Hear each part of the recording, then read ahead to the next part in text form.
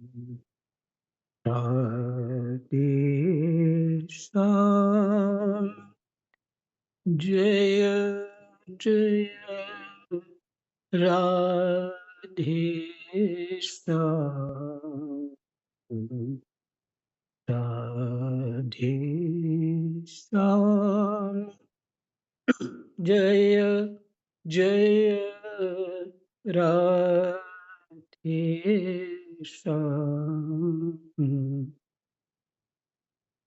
श्री गणेशाय नमः। श्री सीतारामाभ्यां नमः। श्री हनुमते नमः।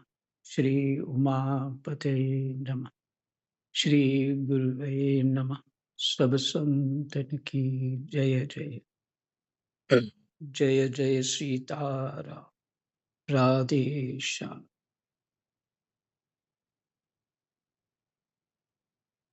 श्रीमद् भागवत महापुराण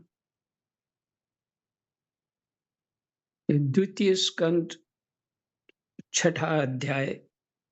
प्रसंग है विराट स्वरूप की विभूतियों का वर्णन।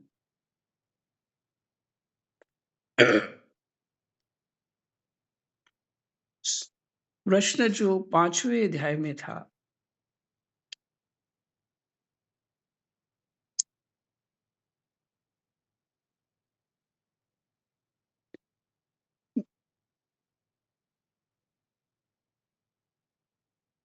आप मुझे वह ज्ञान दीजिए जिससे आत्म तत्व का साक्षात्कार हो। पिताजी, इस संसार का क्या लक्षण है? इसका आधार क्या है? इसका निर्माण किसने किया है? इसका प्रलय किस में होता है? यह किसके अधीन है? और वास्तव में ये है क्या वस्तु? तो क्या वस्तु है? कैसे निर्माण हुआ है? जो प्रश्न किया है सब उसी के उत्तर है।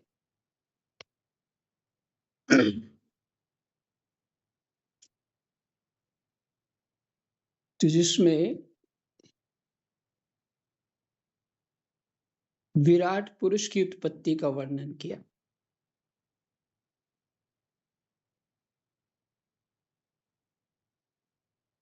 और बहुत कुछ वर्णन किया।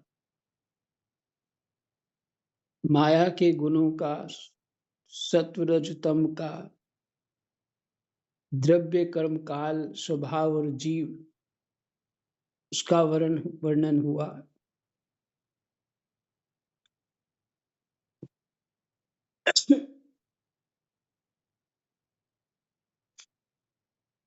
और सब जो कुछ हो रहा है वो सब माया के द्वारा हो रहा है। भगवान के आश्रित होकर के माया ये सब कार्य करती है, भगवान की सेवा मानकर।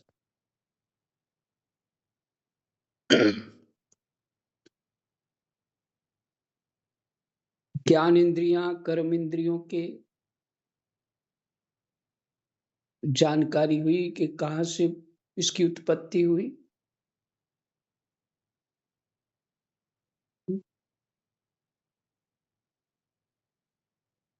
उनके देवताओं के कौन कौन देवता हैं, तन्मात्राएं क्या हैं, बहुत कुछ।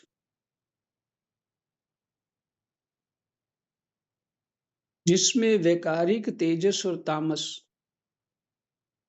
जिसको ज्ञान शक्ति, क्रिया शक्ति और द्रव्य शक्ति कहा,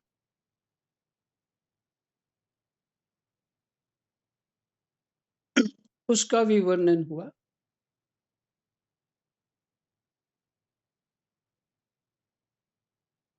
इस ब्रह्मांड में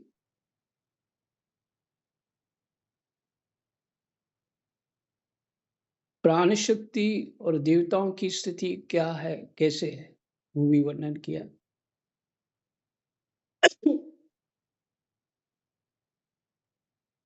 और शास्त्र भी कहता है और बड़े सिद्ध पुरुषों से भी सुना है।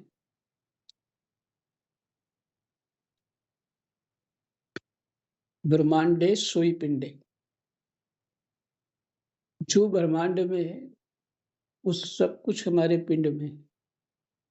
तो समाधिस्थ होकर के योगी अपने भीतर ही सब कुछ देख लेता।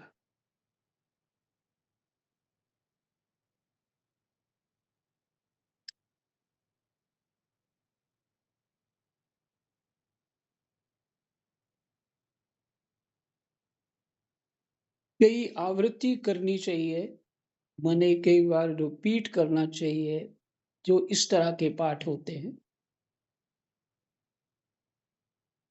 तब हृदय में वो बातें बैठ जाती हैं और संसार का स्वरूप समझ में आने लगता है और अपनी स्थिति का पता चलता है कि हम कहाँ खड़े हैं, किस विचार में खड़े हैं, कैसा ज्ञान है, सब समझ में आए। तब सहज ही संसार से वैराग्य होने लग जाता है।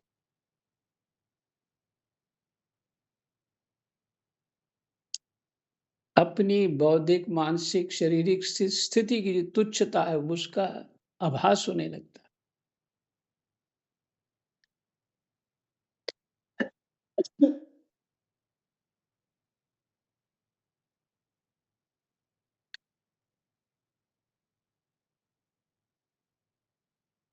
इतने बड़े ब्रह्मांड में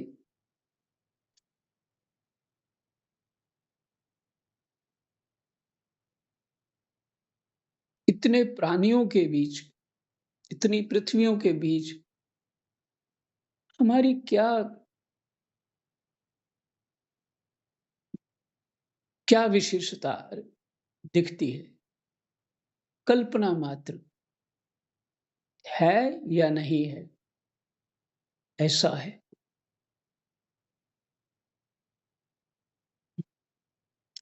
इतने प्राणी, तपस्वी, बलिष्ठ सब चले गए, कोई नहीं रहा। उनकी कोई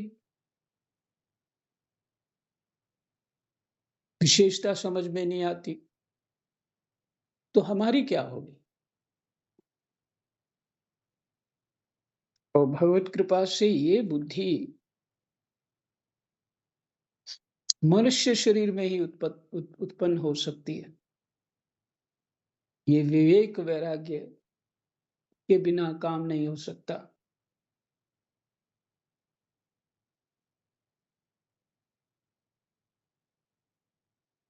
हमारा शरीर ही परमात्मा की शक्ति से चल रहा है, देवताओं की शक्ति से चल रहा है।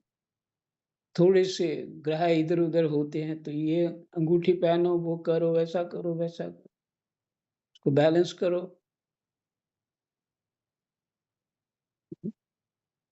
कौन-सा ग्रह कमज़ोर है, उसको बैलेंस करो।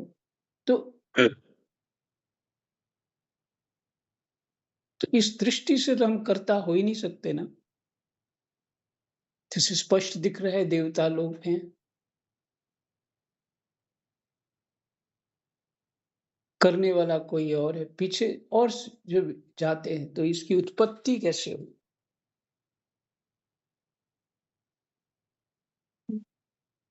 महतत्व, अहंकार,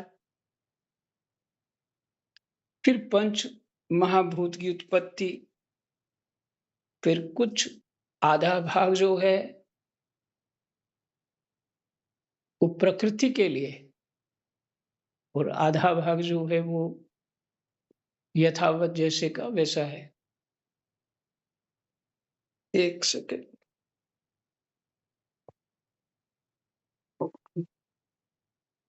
राम।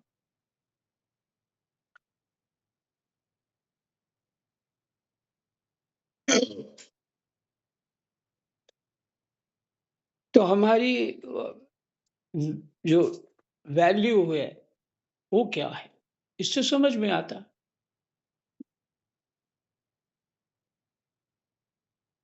हम तो सिर्फ अपने जीवन को जीने के लिए, सुखी रहने के लिए ही प्रयासरत हैं। इससे आगे नहीं बढ़ रहे।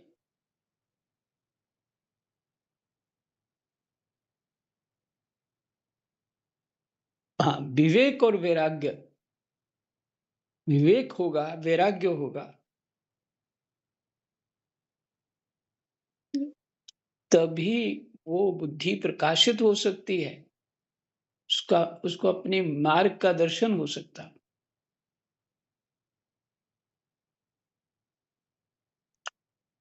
तो इसीलिए ये सब जाना जाता है। ये सब जो जानना है,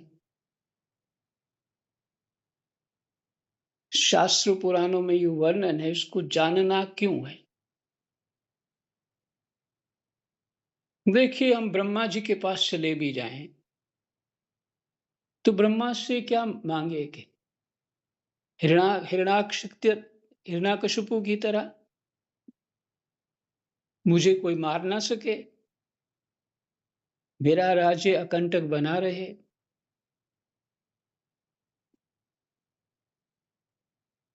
हम सुख शांति से जीवन बिताते रहें, अमर हो जाएँ। यही माँगेंगे ना, क्योंकि बुद्धि का लेवल वही है, स्थिति वही है, ज्ञान वही है। कैसा ज्ञान है, तो यही माँग लेंगे। लेकिन नारद जी प्रश्न करते हैं। ऐसा प्रश्न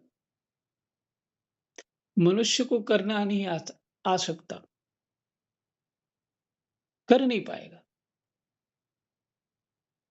तो नारद, तो शास्त्र पुराण को देखने से प्रश्न भी मिलता है कि हमें प्रश्न क्या होना चाहिए हमारा। ऐसा प्रश्न होगा, इस प्रश्न तक पहुंचे पहले हम, हृदय में ये प्रश्न उठे, तो हृदय में जो प्रश्न होगा उसका कोई उत्तर देगा, तो हृदय में बैठेगा। अब बुद्धि ही राजी बाजी सुख शांति वाली है, इसी को सब कुछ मानती है, तो फिर ये प्रश्न कहाँ कैसे उठेगा? तो शास्त्रों के अध्ययन से, श्रवण से ये सब बुद्धि प्राप्त हो जाती है। पता लगता है कि प्रश्न क्या होना चाहिए।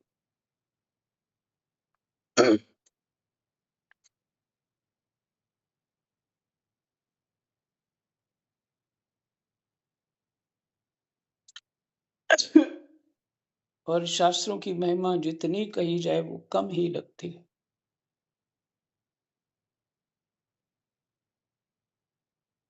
ठीक है, बात लंबी हो जाएगी, पाठ कर लेते हैं।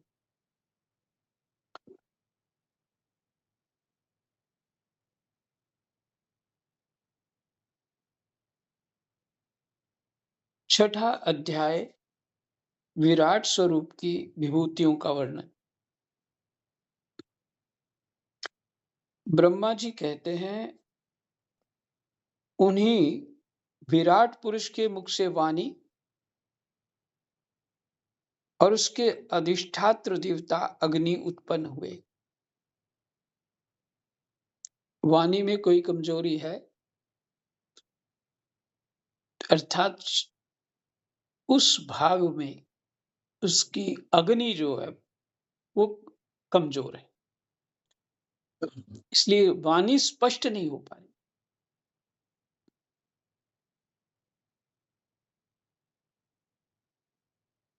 और उसके अधिष्ठात्र देवता अग्नि उत्पन्न हुए हैं। सातों छंद उनकी 7 धातुओं से निकले हैं। छंदों का नाम दिया है नीचे, गायत्री, त्रिष्टुप, त्रिष्टुप, अनुष्टुप, उष्णिक, बृहति, पंगति और जगति, इस 7 छंद हैं।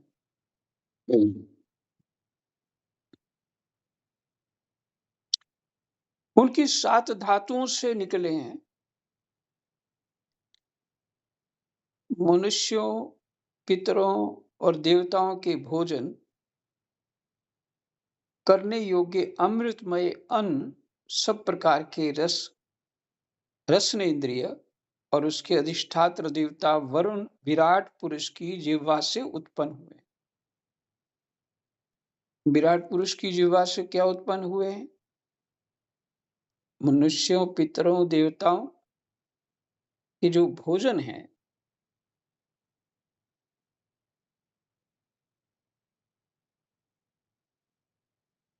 उस सब प्रकार के रसनेन्द्रिय, सब प्रकार के रसनेन्द्रिय और उसके अधिष्ठात्र देवता वरुण विराट पुरुष की जिह्वा से उत्पन्न हुए। अधिष्ठात्र देवता वरुण, जल के देवता होते हैं वरुण। उस विराट वरुण देवता वहां विराजमान, विराट पुरुष की जिह्वा से उत्पन्न हुए। इससे सिद्ध होता है ना कि हम जो हमारे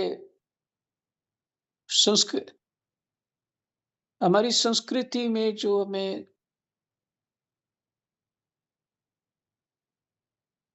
दिन त्योहार इत्यादि का जो क्रियाएं बताई गई,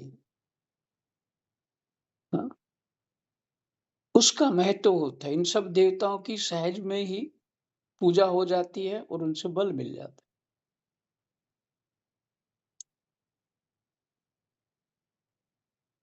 एक प्रकार से ये देवता भी कहीं बाहर से नहीं आए। ये देवता ही, क्योंकि प्रकृति भगवान के आश्रय से करती है, तो जब तक पीछे से कोई सपोर्ट नहीं है तो प्रकृति नहीं कर सकती। तो सपोर्ट क्या है? वो तत्व, ब्रह्म तत्व सब में विराजमान है, तभी वो प्रकृति का रंग दिख रहा, प्रकृति का सारा खेल चल रहा है। पीछे बताया कि वो सब कुछ बना दिया। इस सभी अलग अलग शरीर के अंग इत्यादि सब, इंद्रियां, देवता सब बना दिए, पर किसी में शक्ति नहीं थी। तो भगवत प्रेरणा से सब एक साथ जुड़ गए और फिर भगवान ने ब्रह्मरंध्र से भीतर प्रवेश किया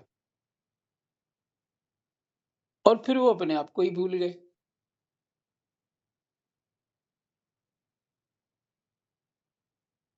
यही है जो नित्य निरंतर हो रहा। एक शरीर रूपी जो ब्रह्मांड है, कुछ साल चलता है और फिर उसके बाद वो फूट जाता है, प्रलय हो जाती है, अर्थात मृत्यु हो जाती है। यही प्रकृति और पुरुष जो इस संसार का चक्र है, स्त्री और पुरुष, बहुत सूक्ष्म बातें, बहुत ध्यान से, सद्बुद्धि से इनको विचार करना चाहिए।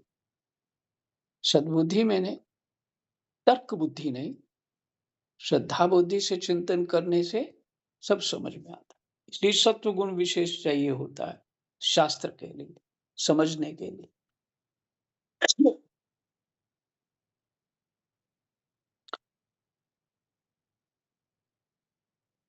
तो वही ब्रह्म तत्व के कारण हमारा शरीर चल रहा है।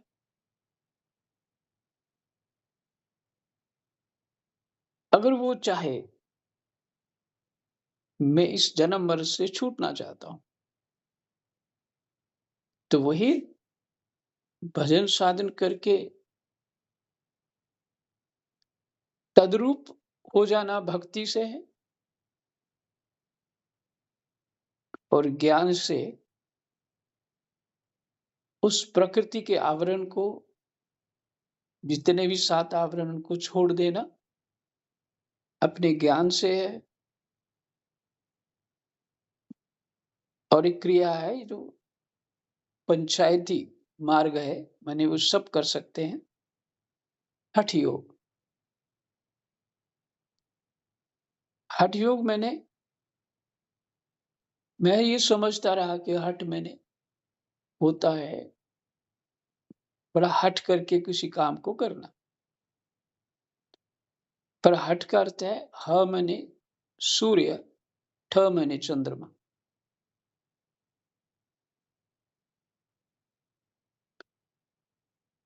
तो हमारी जो दाएं नासिका का श्वास है वो सूर्य नाड़ी है और ठ माने चंद्रमा बाएं तरफ की है और बीच में सुषुम्ना है। तो योगी एक विशेष प्रक्रिया से प्राणायाम इत्यादि ध्यान धारणा इत्यादि करके जो है अपने ज्ञान को विशेष स्थिति में पहुंचा करके और साथ में हठ योग का आश्रय लेके उन्हें प्राण अपने ब्रह्मरंध्र से निकाल देता है। वो फट जाती है ऊपर से जगह। तो एक ये भी मार्ग है। और कलयुग में शास्त्र और संत यही बताते हैं, कलयुग केवल नाम आधारा, सुमरि सुमरि नर उतरे पारा। कलयुग में केवल नाम का आधार है। अब कोई भी नियम करो थोड़े दिन में छूट जाता है, कभी कुछ हो रहा है, कभी कुछ हो रहा है। शरीर ही बिगड़ जाएगा, एकदम कमजोरी आ जाएगी, तो कर नहीं पाए। तो नाम जप तो हर स्थिति में हो सकता है।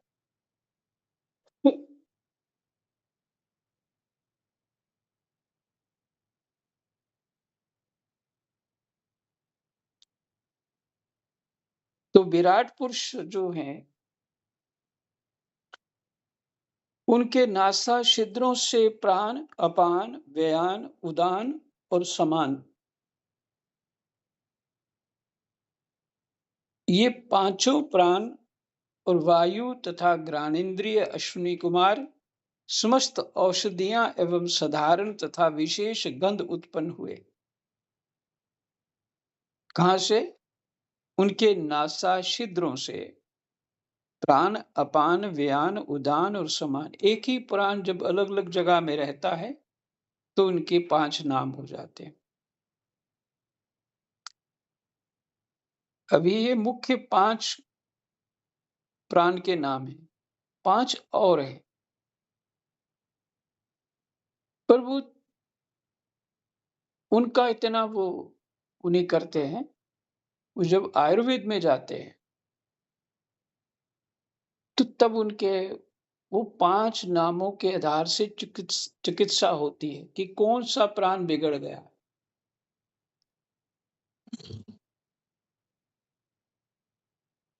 तो किस कारण से बिगड़ा है। तो ये पांचों प्राण वायु तथा घ्राणेन्द्रिय मैंने नासिका की जो शक्ति है, भीतर की घ्राणेन्द्रिय की तन मात्रा है, वायु तथा घ्राणेन्द्रिय से अश्विनी कुमार समस्त औषधियां भगवान की नासा छिद्रों से प्रकट हुआ एवं साधारण तथा विशेष गंध उत्पन्न हुए हैं। उनकी नेत्रेंद्रिय रूप और तेज की तथा नेत्र गोलक स्वर्ग और सूर्य की जन्मभूमि। उनकी नेत्रेंद्रिय रूप और तेज की, उनकी नेत्रेंद्रिय मैंने आंखें, रूप और तेज की।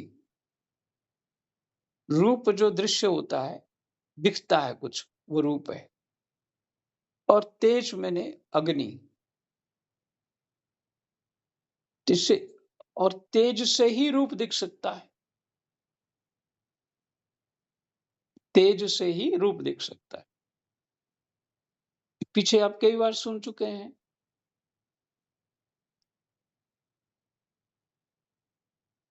तथा नेत्र, गोलक, स्वर्ग और सूर्य की जन्मभूमि है।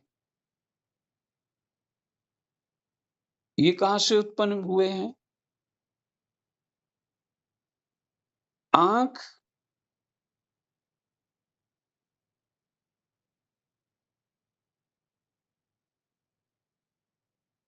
रूप, तेज तथा नेत्र, गोलक, गोलक, नेत्र, गोलक आँखें जो भीतर की दृष्टि नहीं, जो बाहर से जो जितना भी ये स्थूल दिखती है हमारी आँख, इसको नेत्र गोलक बोलते हैं। इसमें पुतली इत्यादि बाहर की पूरी शेप, इसको नेत्र गोलक बोलते हैं। ये कहाँ से मिली हमको? विराट पुरुष से। स्वर्ग और सूर्य की जन्मभूमि है।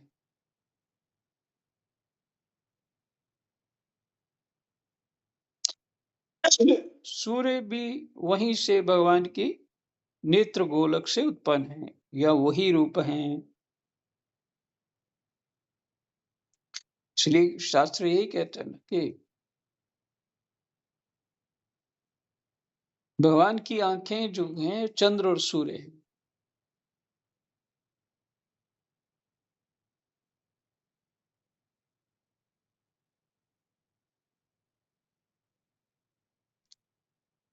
स्वर्ग और सूर्य की जन्मभूमि है। समस्त दिशाएं और पवित्र करने वाले तीर्थ कानों से, समस्त दिशाएं और पवित्र करने वाले तीर्थ कानों से तथा आकाश और शब्द श्रोतेंद्रिय से निकले। उस विराट पुरुष से ही निकले।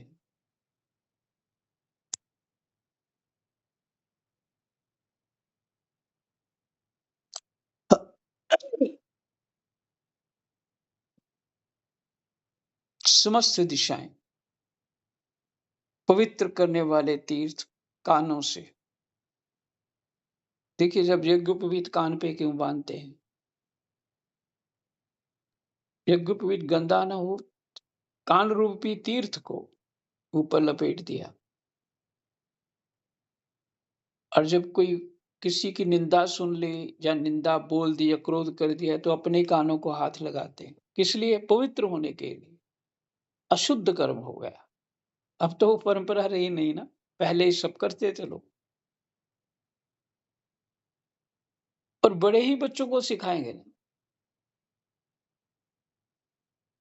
विराट पुरुष का कान हमारे कान से संबंध है ही है। देखो ना, कितनी अद्भुत जानकारी मिल रही है शास्त्र सुनने से कि हम विराट पुरुष से कैसे जुड़े हुए। उनकी आंखों से ही मुझे आंखें मिली हुई हैं, उनके नाक से ही मुझे नाक मिला हुआ है, उनके कान से ही मुझे कान मिला है, पूरा शरीर मुझे उन्हीं से अंश रूप में मिला हुआ है। तो मेरा उनके साथ संबंध क्यों नहीं है?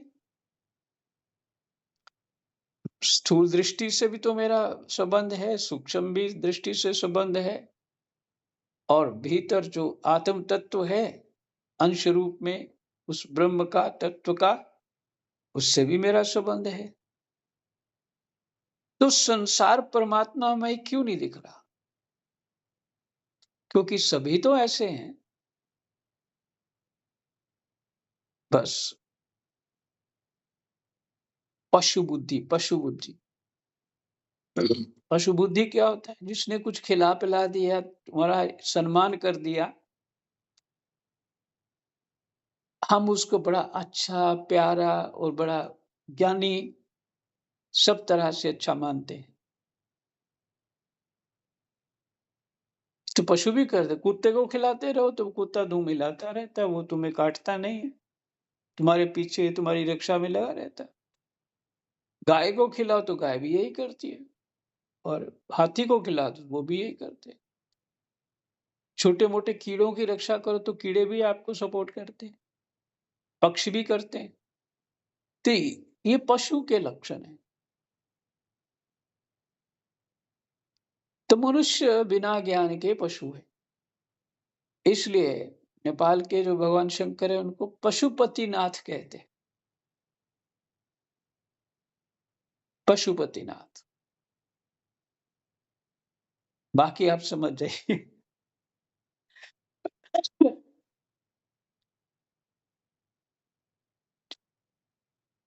अबोध प्राणियों के भी रक्षक हैं, करुणा कल्याण करने वाले, बड़ी विशेष महिमा उनकी। तो भगवान से कितना गहरा संबंध है, पर अनुभव क्यों नहीं हो रहा?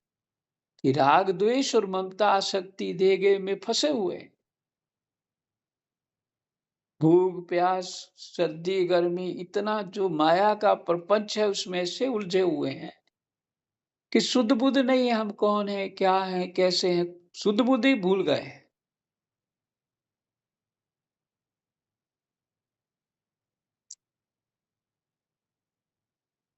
तो उनकी नेत्रेंद्रिय रूप और तेज की तथा नेत्र गोलक स्वर्ग और सूर्य की जन्मभूमि है।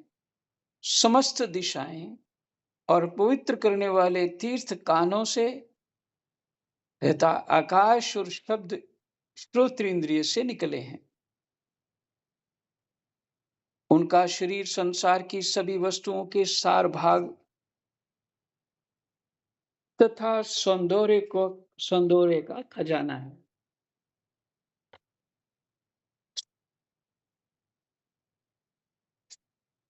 सारे यज्ञ स्पर्श और वायु उनकी त्वचा से निकले हैं।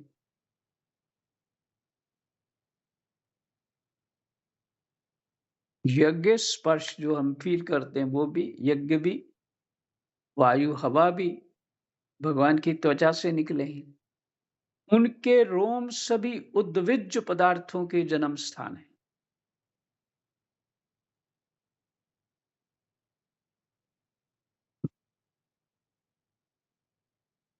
वो आता है ना, कितने प्रकार के प्राणी होते हैं? 4 प्रकार के उद्भिज उसमें कहते हैं। उनके रोम सभी उद्भिज पदार्थों के जन्म स्थान है। इस उद्भिज का खुद ही आप देख लीजिए, अभी मेरी स्मृति में नहीं आ रहा उसमें। अथवा केवल उन्हीं के अथवा केवल उन्हीं के जिनसे यज्ञ संपन्न होते हैं, उनके केश। फिर दूसरा श्लोक है, पेड़ पौधे ना हो उद्भिज, जिनसे यज्ञ संपन्न होते हैं, उनके केश, दाढ़ी, मूछ और नखों से मेघ, बिजली, शिला एवं लोहा आदि धातुएं तथा भुजाओं से प्रायः संसार की रक्षा करने वाले लोकपाल प्रकट होते हैं। उनके केश, दाढ़ी, मूछ और नखों से, उनके बालों से, दाढ़ी, मूछ से, नखों से मेघ, बिजली, शिला एवं लोहा आदि धातुएं तथा भुजाओं से प्रायः संसार की रक्षा करने वाले लोकपाल प्रकट होते हैं। यही विश्राम, समय बहुत हो गया। पाठ तो और कर सकते थे, फिर अभी इतना ही करते। 5 श्लोक तक पाठ हुआ है। अब उसको छिन्न कर दीजिए। कृष्णा वासुदेवाय हरये परमात्मनि प्रणतः क्लेशनाशाय गोविंदाय नमो नमः। जय जय।